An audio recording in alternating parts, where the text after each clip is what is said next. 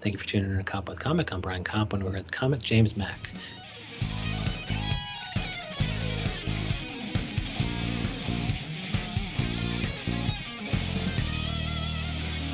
James Mack, how the hell are you? I'm doing good, man. How are you doing, Brian? I'm doing great. Thank you so much for coming on because you're a busy motherfucker, and I know I follow you. I think on Instagram you are HSNT Comedy, and that stands for Headspace and Timing Comedy because you guys put on what monthly shows, and now you're running what 3 mics?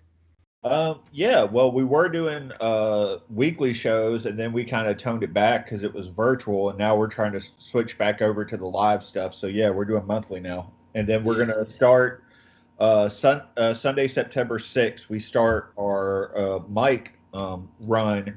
So every Sunday we'll be doing 3 mics, one in Manhattan, one in Brooklyn, and one in Jersey City. So. Wow. And so yeah, how'd you have the idea to do 3 at once? I mean, you didn't have enough work before. Well, it kind of goes back before the quarantine and everything. Sunday was my mic day, Okay. so I would go into the city and I would hit between 5 and 7 mics on Sunday, Wow. and that was my day to work on and polish up new material Yeah. the rest of the week because I was usually doing shows the rest of the week, and I never liked going in front of an audience with an untested product. So. Ah.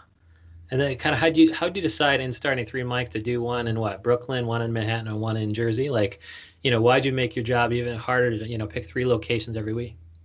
So it was because there's such a large group of comics, and a lot of them, you know, I kind of took the like a problem solving method of like listen to what people are saying is a problem and then Yeah. find a fix for it. And one of the things was like people were like, oh, there's not a Sunday mic in Brooklyn, and then also people in Manhattan were like, man, like I have to go all over the world to get to a mic. And then the Yeah. one in Jersey City, it was just, well, for the longest time, I really haven't done anything in Jersey, except for I used to run a Hoboken show. And I was like, man, I was like, that's a kind of an untouched area that we've left alone. Good. So, And so even I think you had a Jersey show on August 18th, and I see former guest Kate Hester's on there. yeah, me and Kate are really good friends. We've done a few shows together. So yeah, she was on that one, and then also like I said, she's been on other shows with me, and we did the Jersey City Comedy Festival together. So Yeah, hell yeah, dude. Yeah, you're the people to know in you guys both are people to know in New Jersey, but it sounds like you're the guy to know in all the boroughs in New Jersey. And so like the sweet spot thing, you got some big time comedians, and I think that's at the Tiny Cupboard, which is just a now heavily trafficked rooftop that's fucking got sweet graffiti on it. It looks like the show to get. And so what's been your experience with the Tiny Cupboard?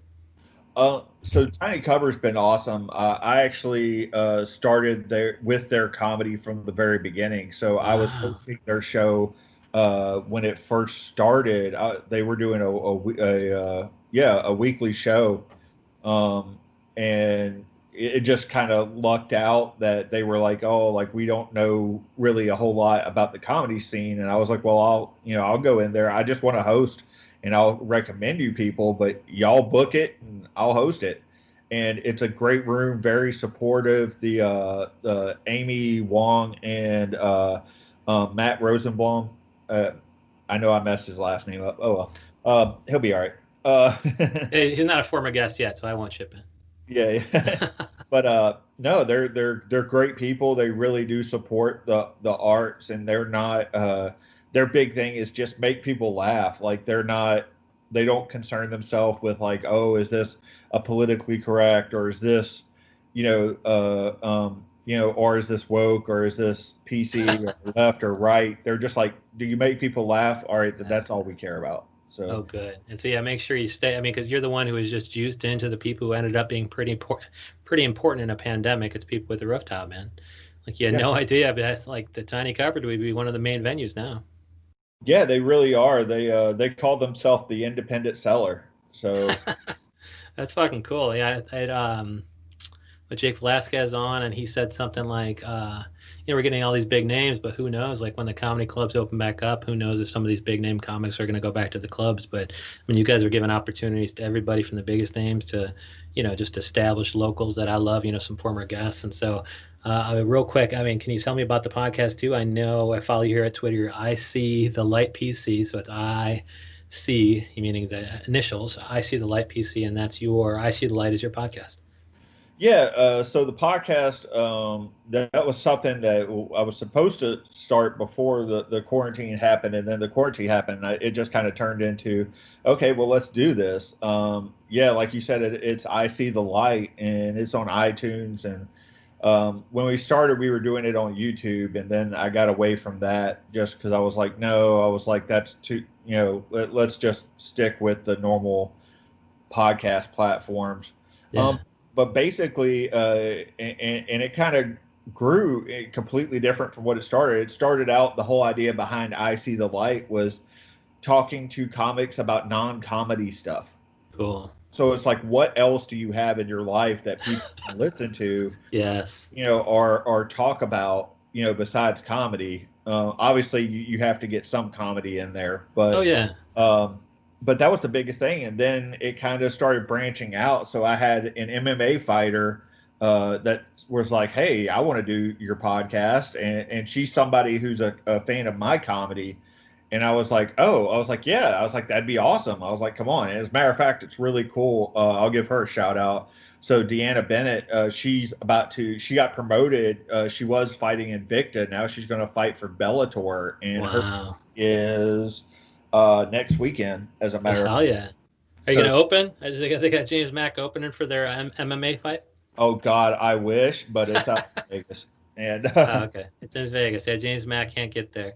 But I mean, I like the idea behind that because, if you have a podcast where every episode is just about process, they all start sounding the same. And so, like, figuring out non-comedy things to talk about with comedians is super interesting. And one of those things for you is that you're a Freemason, and I know you have I guess, as you were saying pre-pod, they're not a secret organization, but they have secrets. And so, what are some of the public things? That make a Freemason. How would somebody know if they're a Freemason if they don't know the secrets? so, so basically, like you said, the first thing is Freemasons always say, like, yeah, we're a society with secrets, but we're not a secret society. Oh, okay. The reason we say that is because, like, it's obvious. You can find all of our lodges. You can go and look up. We don't hide. The rosters of who are Freemasons. I mean, you can go into a lodge and be like, "Hey, I want to know if this person's a member," and they're like, "Yeah, we'll tell you." Um, Yeah. like, it's nothing like that. Usually, there's some kind of identifier either on their vehicle or like something they wear. So you can go look on the internet for like the Freemason symbols, and you can usually see them. Like, I have mine as a tattoo, so I have the Master Freemason tattoo on my right forearm with Okay. the date that I was made a Master Freemason, and just because it's a lot of work. Um, Yeah. And so yeah, what goes into it? Like, how do you become a Freemason, and what goes into becoming a Master Freemason? so in order to become a Freemason, we always say, to be one, ask one. Where we don't recruit, so you have to Ah, ask us. And then there's just things that we look at. So, like, you were asking, like, about people who maybe want to be a Freemason. The biggest things that we look for is you have to show moral acuity. So, like, obviously, everybody has things in their past, but we're like, have you fixed those things? Are you able to stand on your own financially? yeah. So basically that you don't become a burden to the other brothers. And the other thing, and this is the biggest thing and why I was so interested in it, besides the fact that I have a lot of family that were Freemasons or are Freemasons, is that we have a saying. It's called "Everybody meets on the level." So it doesn't matter your race, creed, religion, any of that. You treat everybody with respect and with the same amount of love. So, Wow. uh, Everybody meets on the level. I love that.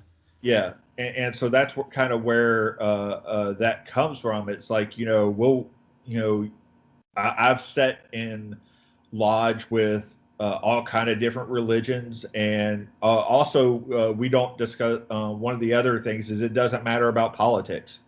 So, like that's one of the biggest things that they really do try and make sure that you understand is that people are allowed to have different ideas, and no, not everybody has to agree, but you still have to be civil towards each other. Yeah. And so with And the different, I mean, it sounds like, I think brotherhood, like I was in a fraternity at one point in college, and it sounds like, they at least have the brotherhood thing down where, maybe everybody meets on a level, and maybe, there should be civility and discourse regardless of your politics, but the whole moral thing might be a little bit different. I think my chapter of the fraternity almost got kicked off for saying some un-PC things in the meeting minutes. They said something like, if she comes around here again, kick her in the box. And yeah, those meetings got leaked to the board of the school or whatever, and so we got hauled before the board, and we had to give this big impassioned speech in defense of our morals. But it sounds like it's probably a little bit more practicing what you preach in the Freemasons. yeah. Well, I mean, it is a fraternity. We do have a sorority side as well called the Order of the Eastern Star. um, and they do meet together. But the biggest thing is you're also, and I think the biggest difference, because whenever I tell people it's a fraternity, that's what they think is they're thinking Greek life in college, and I'm like, okay, now take that and make your average member about 45 years old. So, It so becomes easier when you're 45, maybe because you have some maturity to actually practice what you preach.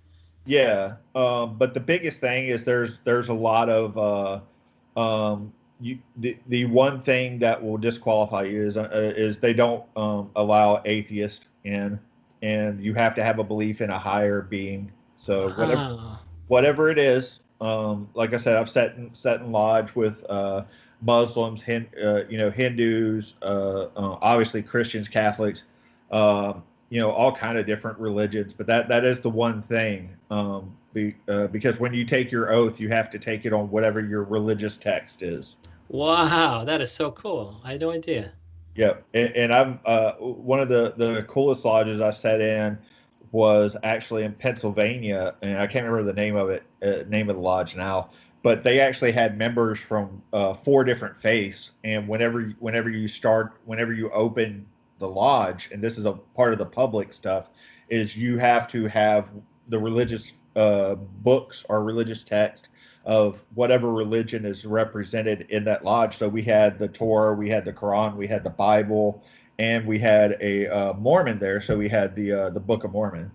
So so Wow. all four were presented, which I was like, that's awesome. That's what it should be. Yeah, because I mean, I mean, I love that because I'm a religious person. I actually was thinking the opposite because I thought I had I have several pastors in my family of the Lutheran faith, and I thought that one of them at some point was, and this guy was saying stuff like, SNL is sacrilege, blah, blah, blah. Like, he's probably a little bit more conservative than other pastors, but he was a great, he gave great sermons, not fire and brimstone, actually really, practical things to your life. But I thought at one point he said something like, the Elks or the Freemasons or whomever could be something like, an idol. You shall have no other gods before me. And so, is there anything kind of, in the Freemasons that can kind of put my mind to rest that maybe there's it's almost like idolatry, like Freemasons that oh, you guys are taking precedent over God here. I guess that would give me comfort, the fact that I was supposed to take my oath on religious text, but I suppose I was taught we're all brothers and sisters in Christ, and so would I have to put the interests of my brothers and the Freemasons above my interests of my brotherhood of the Christianity?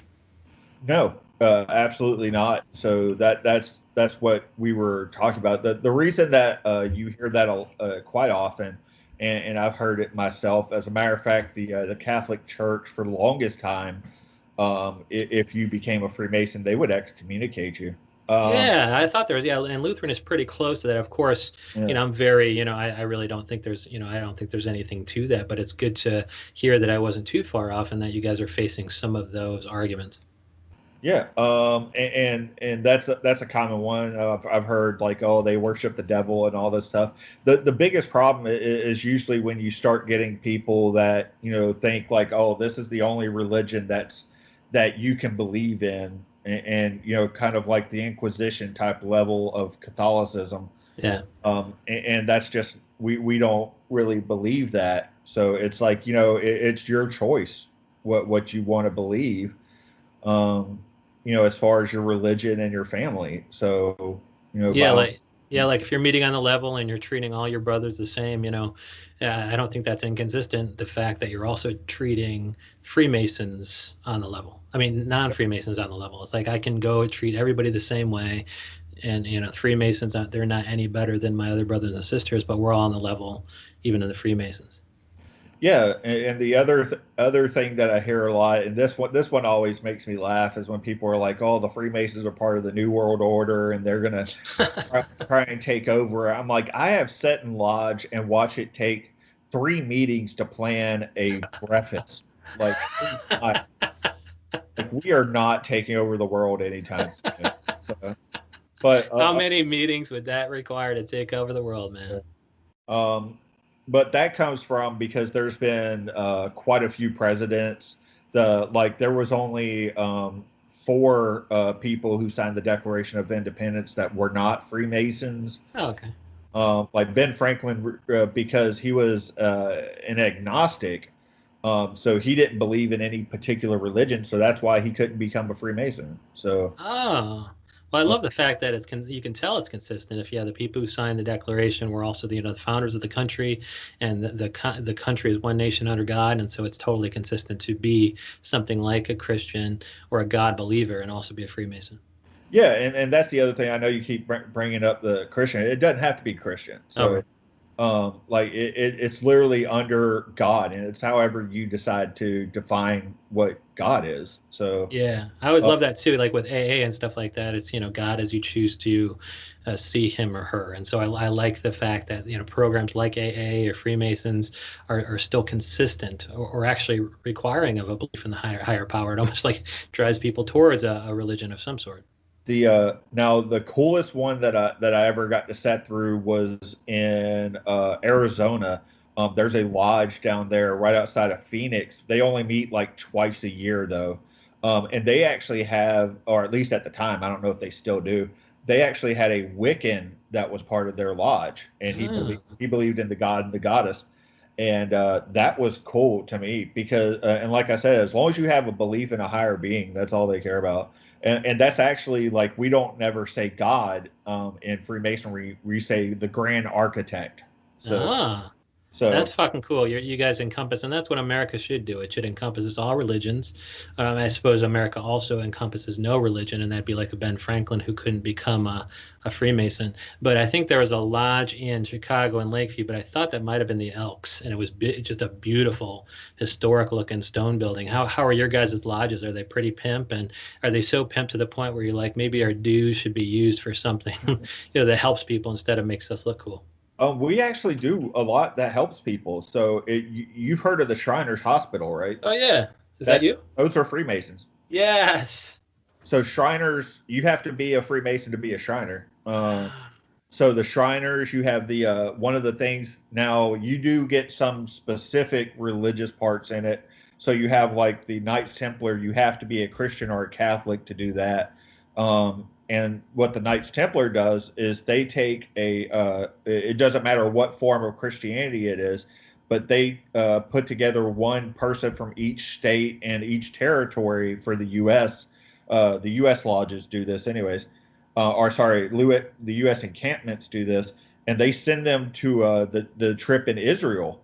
So they pay for it all out, and also they have an eye program for children, so that way they can get LASIK surgery or surgery for their eyes or glasses and stuff like that. Like each form of Freemasonry, each level has its own charity it works with. But yeah, like the Shriners is the biggest one. Obviously, like they have the Shriner hospitals where it's completely free for the people that go in there. Oh, that's amazing. Like I love these organizations that put, the good words into good action. because to me that's totally consistent with Christianity. And there's some Christians out there, probably myself included, who might preach a good game, but if we don't practice it, I wonder how God's going to how happy God is going to be to see us. But in the meantime, before we meet our maker, we're going to follow James Mack. He's I See the Light PC on Twitter.